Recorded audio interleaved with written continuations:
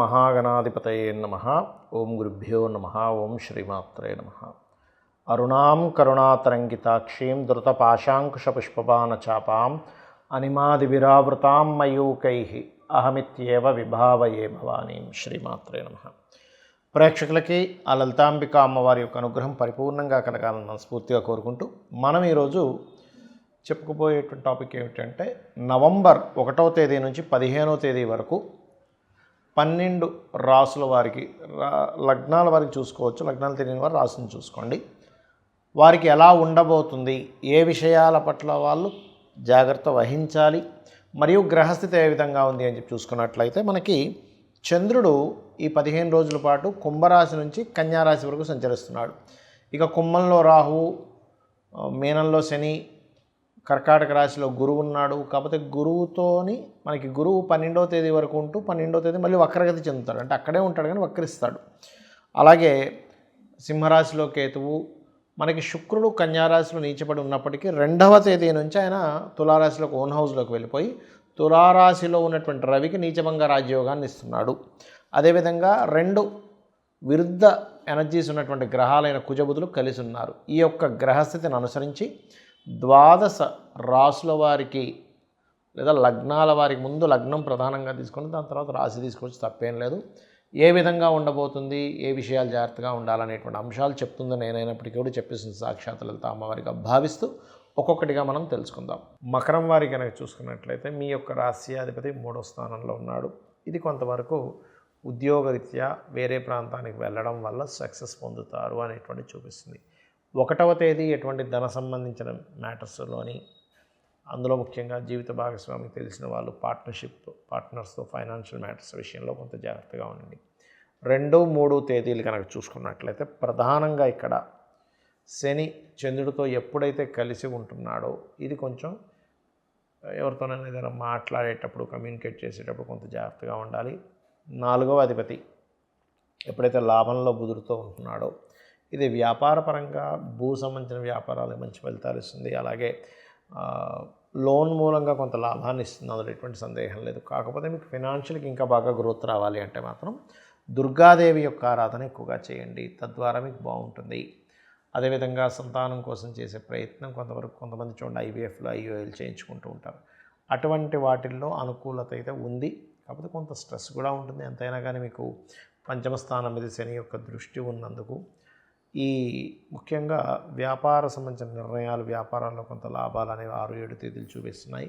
ఇక 10, 11 తేదీలు 7వ స్థానంలో గజకేసరి యోగం పడుతున్నందుకు ఆ 10, 11 తేదీలు మీరు ఏదైతే పార్ట్నర్షిప్స్ విషయంలోని లేదా వివాహం కోసం చేసే ప్రయత్నాల విషయంలోని మీరు ఏదైతే చేస్తారో ప్రయత్నం అది సఫలీకృతం అయి తీరుతుంది. 10, 11 తేదీలు గుర్తుపెట్టుకోండి.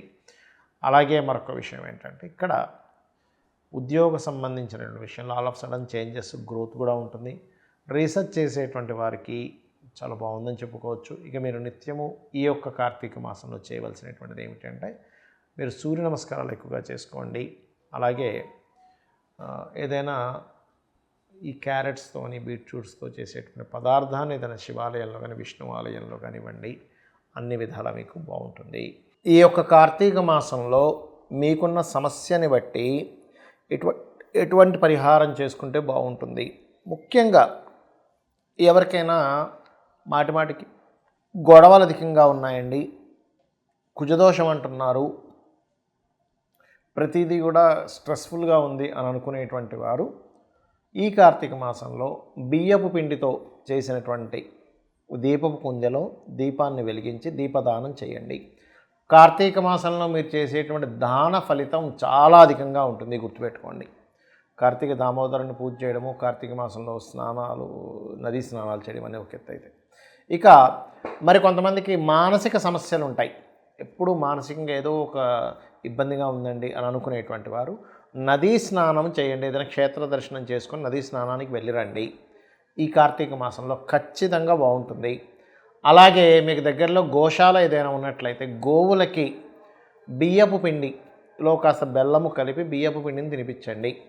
ముల్లంగి లాంటి పదార్థాలు కూడా గోవుకి కనుక కార్తీక మాసంలో తినిపిస్తే 100% మీ యొక్క మానసిక రుగ్మతలు తగ్గడం, మానసిక స్ట్రెస్ తగ్గడం, మెంటల్లీ ఒకసారి డిస్టర్బ్ అయిపోతూ ఉంటారు కదా, అటువంటివి తగ్గడం అనేటువంటిది జరుగుతూ ఉంటుంది, గుర్తుపెట్టుకోండి.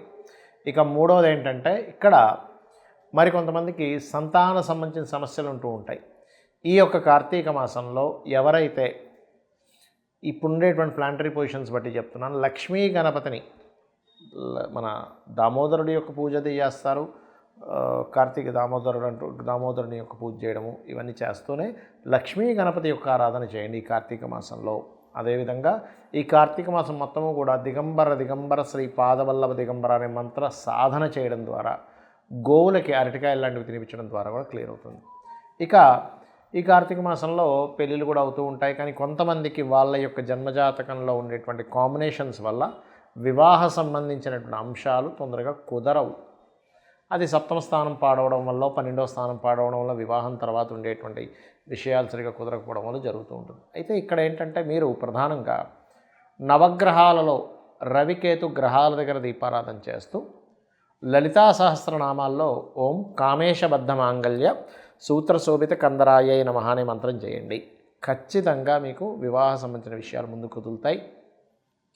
అలాగే స్వామివారిని అంటే ఆ విష్ణువుని సూర్యుల్లో ఉన్నట్టుగా భావిస్తూ సూర్యుడికి అర్ఘ్యం వదలండి. ముఖ్యంగా వివాహ సంబంధించినటువంటి విషయాలు ముందుకు కదలడానికి. దాంతోపాటు మీ జన్మజాతకంలో సప్తమ స్థానం ఎలా ఉంది, సప్తమం ఏమైనా వేరే పాపగ్రహాల చేత, పాప ఫలితాలు ఇచ్చేటువంటి గ్రహాల చేత ఇబ్బంది ఉన్నాయా అనేటువంటి చూసుకోండి. అది చూసుకొని దానికి సంబంధించిన దానం ఇచ్చుకున్నా కూడా మీకు ఖచ్చితంగా ఆ యొక్క ప్రభావం అనేటువంటిది తగ్గుతుంది, అందులో ఎటువంటి సందేహం లేదు. ఇక మరి కొంతమందికి ధనపరమైనటువంటి ఇబ్బంది ఎక్కువగా ఉంటూ ఉంటుంది. ఏమండి ఫైనాన్షియల్గా బాగా ఇబ్బంది ఉందండి, ఏం చేయాలో అర్థం కావట్లేదు ఇది అంటూ ఉంటారు. కార్తీక దామోదరుడికి ముఖ్యంగా విష్ణుమూర్తికి తీపి పదార్థం ఏదైనా చేసి స్వామివారికి నైవేద్యం పెట్టండి, విష్ణువుకి నైవేద్యం పెట్టండి, అలాగే సూర్య భగవానుడికి కూడా చూపించండి. ఈ రెండూ చేస్తున్నట్లయితే ఈ కార్తీక మాసంలో వీటితో పాటు మీరు లలితా సహస్రనామాలలో ఓం సంపత్కరీ సమారూఢ సింధుర వ్రజసేవితాయే నమః లేదా